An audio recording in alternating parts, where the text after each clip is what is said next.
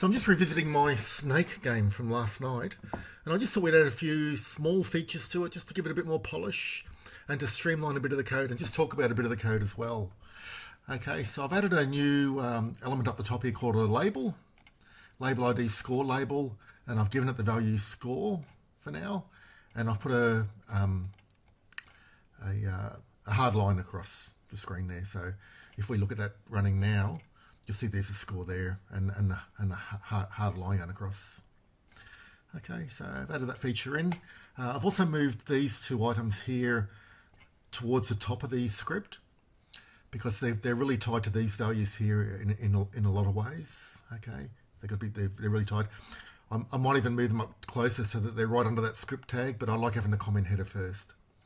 Okay, so this is 19th today, 19th. And I've made them constants as well. Okay, so because they're never going to change during the run of the script, so I'll also make them constants.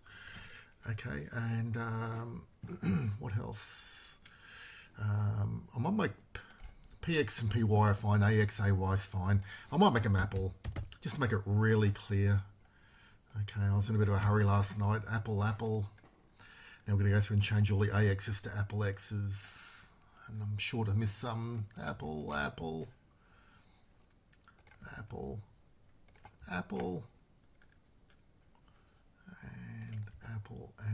apple, and I can bring that round onto the next slide to make it so I can see it okay on the limited screen space I'm working with to keep the video size down. Okay, I think that's all there are. So AX, no more.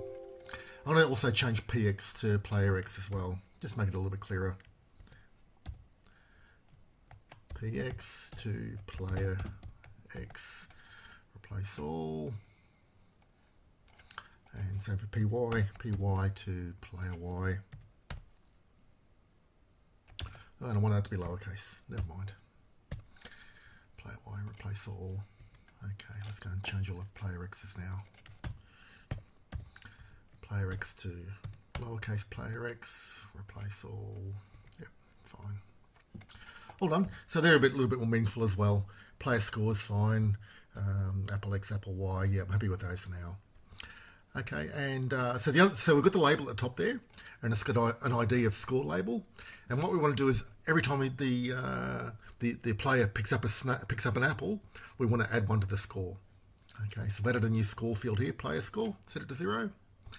And down here, when we pick up an apple, which is down here, I add one onto the score, and I update that score element. So I get element by ID score label, and I'll just put that onto the next line.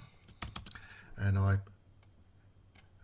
add the label score at the front, and then I convert the player score, which is an integer, to a string. Okay, player score to string. You can just use player score without the to string, that's fine. I just like making it really clear that's what I'm doing, converting it to a string. Okay, so that's two little. Well, let's run that and see how it looks. So we've made that little change there. Reload, and now when we pick up an apple, see the score updated to 1 up the top there. Oops, I've only got tiny little arrow keys on this keyboard. There we go, number 2. So I've updated 2. I've eaten 2 apples. So everything's working fine. What else can we do? Okay, so let's have a look at our script. And one thing I'm not happy with as well is we want to do something better than that. So we don't have to do that.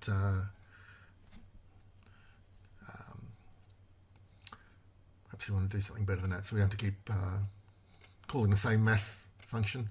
Although really, really we want to have different size, width and height. I might do that better actually. Yeah, so what we want to do is make it so the apple's placed randomly at the start as well. Just to make it so it's a bit more random instead of hard coding the position. Okay, so I'll replace both those two with the random position in the grid. What I also might do is make it so we've got a width of 800 and a height of 400. Okay, so we're filling up more of our browser window. So now we've got a grid size of 20 still, but we've got tile count Y is 20. So we've got 20 by 20, which is 400 height, and the tile count horizontally is 40. Okay, so tile count X, 40 by 20 is 800, so that's the width. and 20 by 20 by 20 is 400. 40 by 20 is 800. Okay, so now let's use tile X and tile Y to position things and work things out.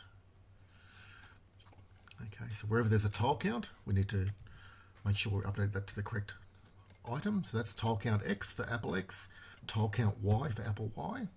All good. When we're talking about the play count X, we're talking about tile count X, tile count X. This is tile count Y for Y, tile count Y. Positioning the apple again, tile count X, tile count Y. And that's it. So that's all we had to change. So now we should have a grid that's 20 cells high by 40 cells wide. Okay, so 20 cells, 20 by 20 cells high and 40 by 20 cells wide. Okay, that should be fine. Let's save that and go back to our browser and reload. And we should see the game grid's much wider. And we can start the game.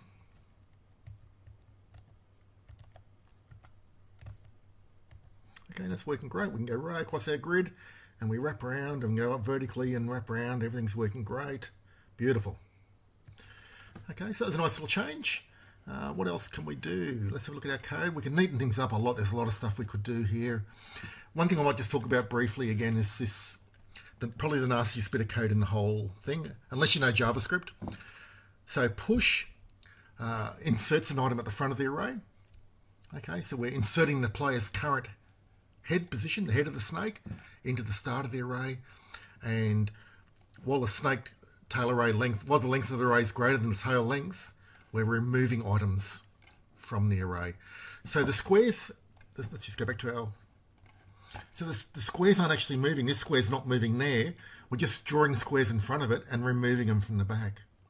Okay, so the shift is removing the squares from the back, and the pop is pushing more head squares at the front. So it's like a caterpillar track going along, or a bulldozer track. You know, the pads aren't moving on the ground. It's just more pads are going in front of it. If you think about it that way, that's not a bad analogy. Okay, so with the score, we've got that. We can also fix up this drawing of apples, which I've never been happy with either. So, or drawing of whatever, drawing of cells. So we could make it so we draw a cell and we pass through the coordinates and the color, and that would save us doing this sort of stuff and this sort of stuff. Okay, so we could save those cells to those two nasty bits of code as well.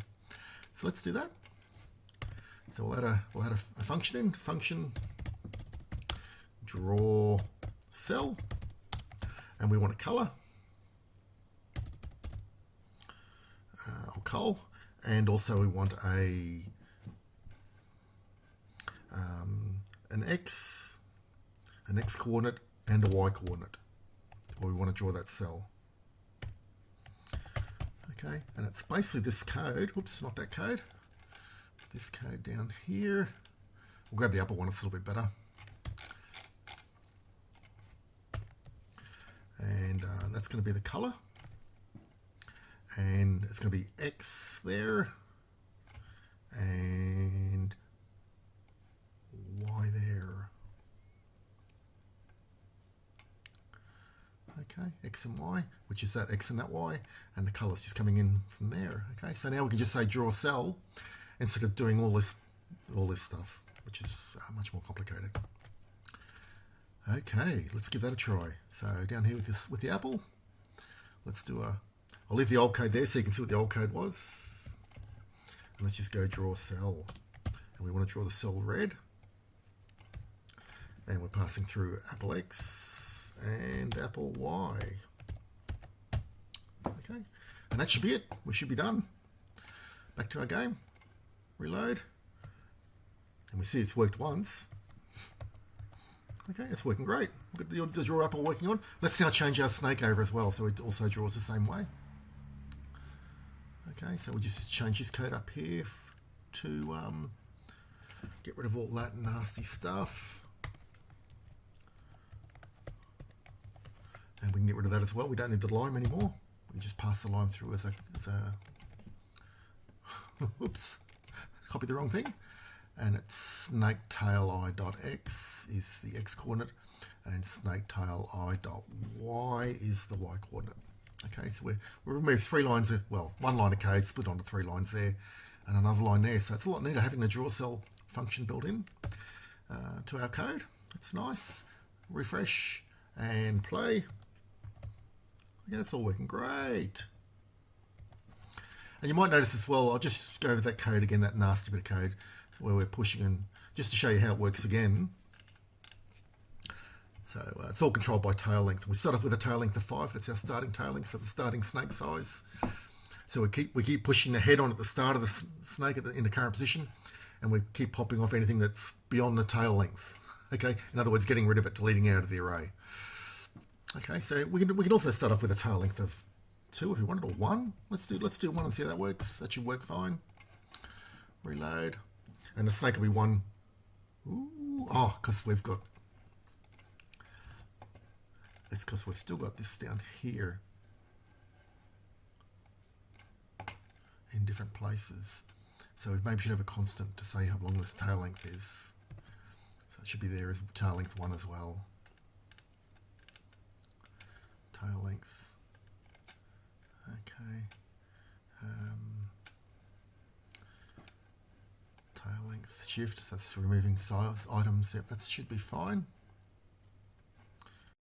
Okay, so if we load this code in here and run it, and we've got we've got a starting length of 1. Looks quite strange. Now we've got 2 segments. We've eaten an apple. Now we've got 3 segments. So you can see how that's how it works. We're not actually moving the snake. We're actually drawing in. If I just pause it a sec, we're actually drawing. When the snake's moving this way, we're drawing another cell here, and anything that's longer than the tail, we're removing from the end. And then if we're still moving this way, we're drawing another cell here, adding it into the array, and removing a cell from the end if we haven't eaten an apple yet. Okay, so that's how it's working. That's why that sneaky little bit of code is there.